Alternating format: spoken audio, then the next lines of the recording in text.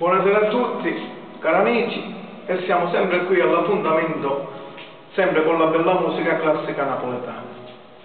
Voi come sapete io porto sempre avanti le canzoni del grande Tony Bruni, perché io sono appassionato di Tony Bruni, è stato sempre il mio cantante da piccolino e ho fatto sempre le sue canzoni. Però stasera voglio cambiare. Voglio fare un altro classico bello di un altro grande cantante che non l'ho visto più, forse non canta più, non lo so, però è ancora vivo, si trova a Napoli, però non l'ho visto più cantare. Vi faccio un pezzo che ha fatto lui, suo cantante, addirittura 20 anni fa, l'ho portato nella mia radio con il brano Tu musica mia, un pezzo scritto da Enzo De Domenico e portato avanti di sto cantante di Franco Graziani. Anzi, caro Franco, ti saluto anche se ha 25 anni che non ci vediamo. Ti faccio tanti auguri di una buona Pasqua e speriamo che mi vedi su YouTube, ma penso di sì. Va bene, cari amici, vi faccio ascoltare Tu musica mia, grande pezzo scritto da Enzo Di Domenico e interpretato dalla bella voce di Mimmo Mirabella. Buon ascolto.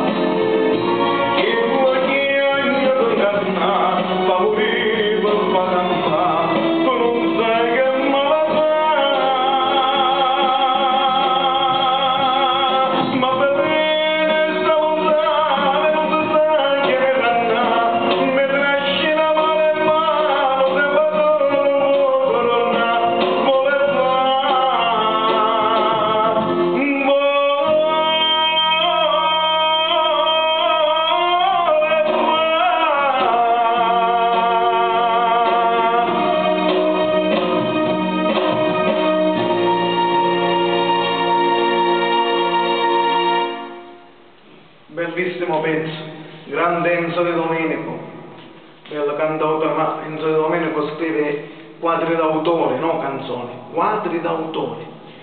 anzi mando un caro saluto al grande maestro Enzo De Domenico e le auguro una buona Pasqua. Va bene amici, ci risentiremo alle prossime canzoni, arrivederci.